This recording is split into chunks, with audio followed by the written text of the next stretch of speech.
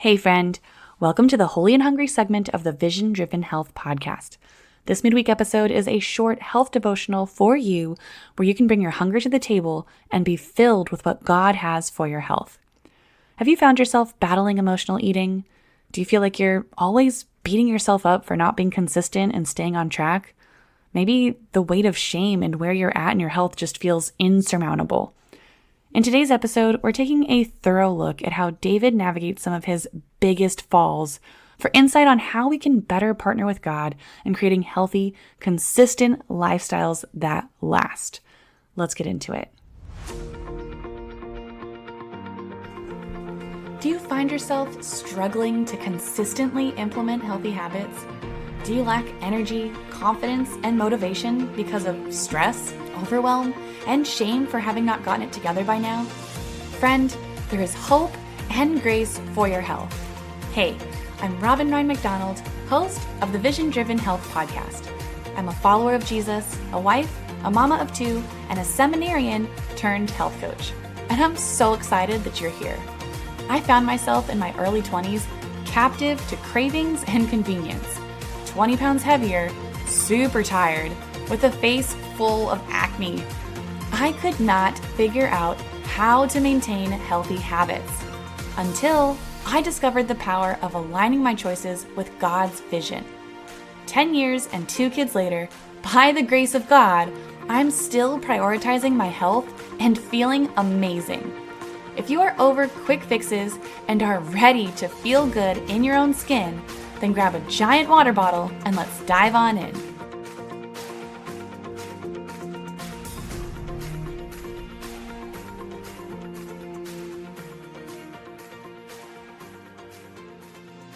A major part of taking hold of God's grace and knowing His heart is spending time with Him.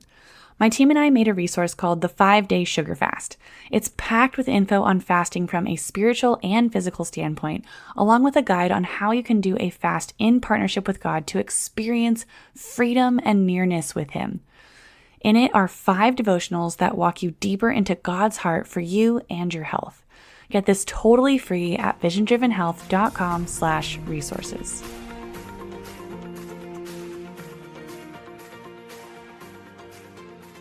So I'm reading through the whole Bible chronologically this year. Well, actually, I'm listening to it, and I'm using the Dwell Bible app in conjunction with the Bible Recap, which is a podcast show. And I highly recommend doing this.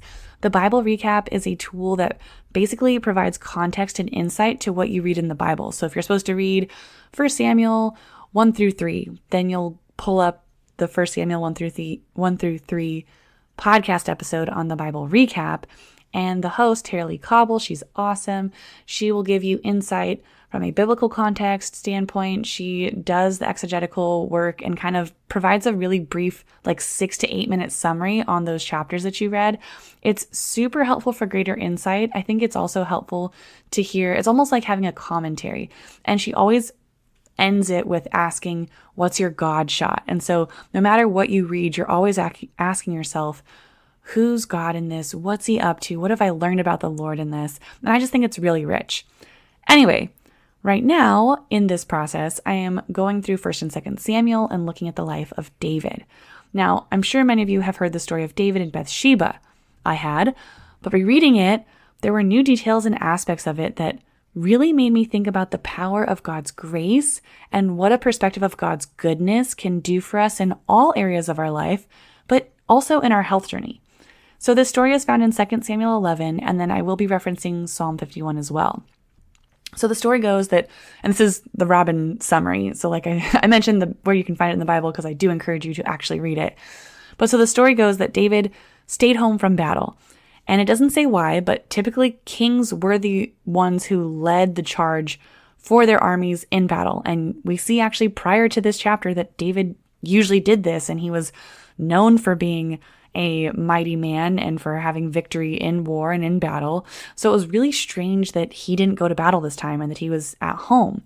So he's in his big house and he's looking down, and his house would have been literally higher than other homes around him. And he's looking down and he sees a woman bathing on the roof. Now, this was normal to do, bathing on the roof, because it's where the rainwater was collected for bathing. Most people didn't have a top-down view, so she actually would have been out of view from people down below. And she was also purifying herself after her period, because this was part of what they were required to do by law. Now, there's like a group of, I guess you could say, researchers or scholars who think that Bathsheba was trying to seduce David from the roof. But number one, David shouldn't have even been home. He was supposed to be at battle, so how would she even know that he would see her? And two, she was being obedient to the laws of her day by bathing, and she was bathing where she probably normally would have bathed. So David saw that she was beautiful and had one of his servants find out about her. His servant says, "Is that not Bathsheba, the wife of Uriah?" And Uriah was one of David's mighty men who was literally with David in the challenges, when he was out in the wilderness and running from Saul and whatnot. This was one of David's dudes. But regardless of the fact that this man was someone David would have known well and fought alongside, David had his servant get Bathsheba, and then David sleeps with her. Now, we don't have any information on how that went down, but after the fact, when David is reprimanded and you see what's said about him from Nathan, when you see what David says even in his confessions to the Lord, he takes full responsibility. There's literally nothing that suggests that Bathsheba had a part in this. So with that said, it's never said that any of this really falls on Bathsheba. So shortly after, Bathsheba sends word to David that she's pregnant. So that creates direct evidence of David's crime. This also actually endangers the life of Bathsheba. I don't know that David was actually concerned about that at this point, particularly with the choices that he's been making up to this point. But the penalty for adultery for the woman was death. And David is caught. But of course, when you are not in alignment with the Lord, when you're not surrendered to him, when you're not being led by the Spirit, I know for myself, I can think of so many different times, especially when I was a little kid and even as an adult, when you do something dumb, you say something wrong and you feel compelled to try to make it right by kind of tweaking things further or hiding that wrong. So David, he's trying to make up for this. So he sends for Uriah, Bathsheba's husband, in hopes that he'll go home and sleep with his wife. Then everyone will think the baby is Uriah's instead of David's. Now, Uriah was a man of honor.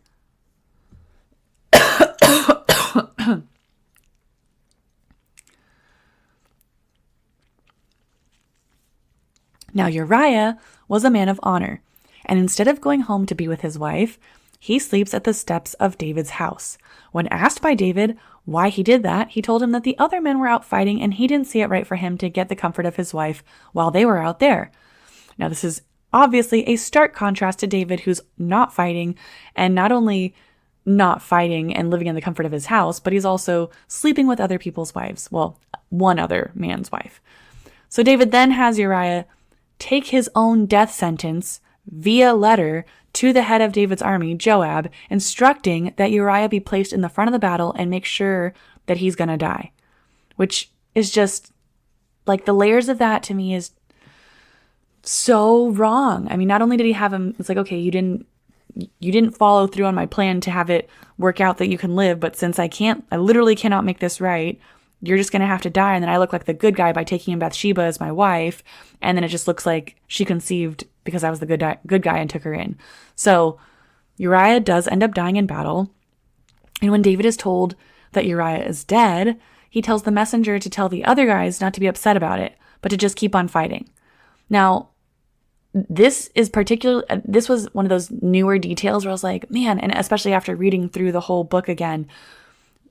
So when David was given word that Saul had died, the guy who brought him the news was excited to give David the news because Saul had been hunting down David. David had been running from Saul for however long, and Saul had tried to kill David so many times. So the messenger was like, hey, guess what, David? Saul died, expecting David to be like, oh, thank you for this news. Blessing to you or whatever. But I can't remember if it was this one or the other story about Abner, but this messenger, he made it sound like he had a part in killing Saul, which he thought would get him extra kudos from David. David ends up killing him because it's like, how dare you kill the Lord's anointed? And then David's like massively mourning after Saul's death. A similar thing happens when Abner, who was serving Saul And Abner eventually comes to David and is on David's side, but then there was this whole thing with Joab, and Joab ends up killing him. But then the messenger who comes to tell David that Abner is dead, again, expecting David to rejoice, David again mourns. And so, and which I thought was a really cool thing about David in those parts, and just thinking, wow, here David has been wrongfully done by these men, and when they pass, David still wants to show them honor. He still mourns their death. But then at the news of the death of the man that he took the wife from and then ordered to kill, there was zero remorse, no mourning. In fact, he doesn't tell anybody else to worry about it. It's just like, hey, you know what? Like, people die. Keep fighting on. So I just, like, it's so bad. So eventually Nathan the prophet rebukes David and informs him of his sin. And then David finally seems to get the reality check that he's been missing this entire time. Like, oh yeah. And if anybody would have known the weight of his sin and wrongdoing, it would have been David. Like, he knew the law. He knew that what he did was so wrong. And he would have known too that he endangered Bathsheba's life as well. And so as I'm rereading this, I'm just thinking like, oh my gosh, like this is so wrong on so many levels. And I'm just like, David. And like, I love David. I think he's an incredible guy. And I love the Psalms. There's so many different aspects of his story that are so good. But this is a dark, dark moment for him. So here's where grace and perspective comes in. So in Psalm 51, David expresses his deep remorse for his actions. And I don't know about you, but I think in the past, I've been inclined to hear David's response to his sin and the way that he talks to God and almost kind of feel like, dude, like, I can't believe you even have the audacity to ask God to forgive you for that. Like, that's really crummy. But I think that also just reveals my lack of understanding of who God is, and also reveals why David was called a man after God's own heart. David knew God's heart. And that's just the truth. No matter how horrible we are, no matter how big the sin, no matter how far away we get from God, how far we push him from us, even though he's always with us and is always there, but his heart and God's desire is that we would return back to him. He is always there with open arms, ready to receive us. God does not turn his face away from us.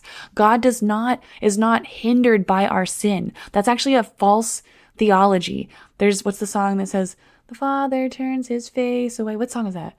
That's going to bother me, but I'm not going to dwell on it. But there's that song, we all know it, right? The Father turned his face away. How great the pain of hearing loss.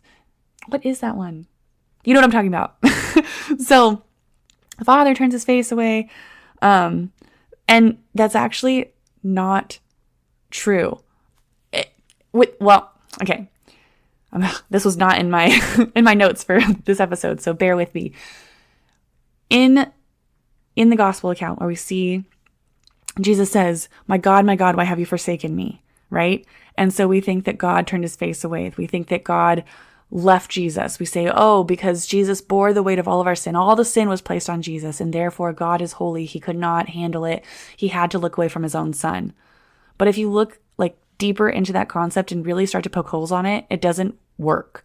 So back in those times, they didn't have written out like chapters and verses like we do today. The way that they would quote a chapter from scripture is that they would say the first line. So that sentence that Jesus said, my God, why have you forsaken me, is actually referencing Psalm 22. If you read through Psalm 22, it describes a lot of actually the events that happen there in the crucifixion, that people would cast lots for his clothes, that they would mock him, that they would do all these different things. And it basically, in the Psalm, it's expressing the feeling of being forsaken. But the Psalm ends with saying, but God did not turn his face from me and did not leave me. And so the truth is that God never turns his face from us. He never leaves us. In our darkest, dirtiest, messiest moments, he is with us and wants wants us to turn our gaze towards him, wants us to allow him to embrace us, wants us to receive his grace. So back to the story, David definitely still had consequences. That son that was conceived ends up dying. Sin entered his lineage as you continue to read his story, the stuff that happens with Absalom and whatnot. And Nathan even says there's going to be division within your own house, or you're going to have these different troubles because of this. But even amidst the consequences, even amidst all of that, God was still redemptive. So God did give him another son, Solomon, who would then continue the royal lineage. We know him. He wrote Proverbs. And his son, Solomon, came through Bathsheba. And you might be thinking, well, shoot. Okay, so David repents and he ends up with another son to take on, the king, the lineage of the king and eventually be in the lineage of the Messiah. Cool. But what about Bathsheba? Like, she really seems to have gotten the short end of the stick here. So she was horribly wronged, but God allowed her son, because David had a lot of wives, a lot of concubines, but he allowed Bathsheba's son to be the one who would become the next king, who would be renowned forever as a man of wisdom, and who becomes a part of the lineage of the Messiah. And so that was extremely gracious and redemptive of God to do that for her in light of David's terrible choices. Now, I just went through this whole story, and you might be thinking, cool, what does this have to do with health? And friend, I have to ask you, how many times have you beat yourself up for falling off track? How many times have you spiraled in your choices as a result of a poor eating choice? Maybe you decide, okay, I'm going to get back on track. And then you end up eating more than you wanted to. You end up binging. You end up, falling off track, and you just think, you get discouraged, you beat yourself up, you start to say, see, there's like, I can't do this. I'm so weak-willed. I'm this. And maybe you start saying a lot of really mean things about yourself, or you step on the scale, it goes up and you're like, oh, like you knew that you haven't been intentional, whatever it is. And the shame just piles on, and you allow that to take root. And then you find yourself just saying, okay, forget it. I'm off track, whatever. Like, I'm just done. And you just, you just keep spiraling down, and you end up further and farther away from the intentions that you had for yourself. And we're so quick to shame ourselves over our mistakes and shortcomings. And I see this story of David and I think, man, what if we had David's perspective of God when we mess up? What if we remember that God is so eager to partner with us in our health journey, that he doesn't shame us for our choices, but wants to bring us freedom, healing, and grace to move forward unhindered by the enemy's lies and schemes. The next time you find yourself discouraged and spiraling in your food choices, I want you to remember that God is good, and he is with you, and he's not upset with you, and he wants you to come to him in those moments, in all the moments. And it's by his grace that you can be consistent. By his grace that you can be consistent. Consistency is on the other side of honestly laying it all before the Lord. The same model of acknowledging our shortcomings, our weaknesses, our need for God, as we see from David, is the same model that can bring us into that place of consistency and dependence on the Lord. You fall short, you allow stress and overwhelm to push you into certain emotional eating. You allow food to fill you and to bring you comfort. You allow yourself to just completely spiral, right? Okay. But we need God to fill us up and bring us comfort, not the food. We need God to give us perspective and direction when we're stressed and overwhelmed. Poor lifestyle choices often follow a lack of trust and dependence on God, not necessarily even about the food. It usually starts way before the food, right? Because we have to what happens is we make our food our source of comfort and momentary happiness. We're just like, I can't be bothered I don't even want to have to think about what to eat. I can't be bothered with cooking. I'm too stressed. It's too much. And let me just tell you, with 2 kids and all the crazy things that I have going on, like, I completely get that feeling. And I do still sometimes, get food out and about or try to, find the shortcuts. And most of my cooking are shortcuts because it is hard. I don't want to have to put forth effort and stand in the kitchen for however long cooking food. However, I say this not for you to fall further into the shame trap. I'm not trying to make you feel bad. What I'm saying this because I want you to know what to bring to God, because it might not be, God, please help me make better choices. God, please help me to be consistent. It might actually be, God, please help me to receive your love and grace. Please help me to trust you and to lay all my burdens at your feet. Please help me to be filled by you and fulfilled by you before anything else. And then you can experience the freedom that only He can bring. Let's let God heal and deal with what's in our heart, bringing it all to Him, knowing that He is good and gracious, and choose to receive His grace. Friend, be blessed, and I'll talk to you next time.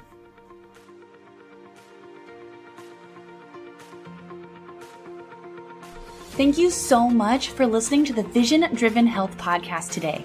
I hope this episode inspired you, supported you, and blessed you in some way. If it did, it would mean the world if you would leave a 5-star written review on Apple Podcasts and share this episode on your social media. The more reviews and shares this gets, the more people can be blessed and encouraged in creating a Jesus-centered, sustainable, healthy lifestyle. If you want to hang with me and other Jesus-loving ladies who are creating healthy habits that last, be sure to join my free Facebook group, the Made Well Mastermind. Use the link in the show notes to join. Be blessed with hope, joy, and health. I'll see you next week.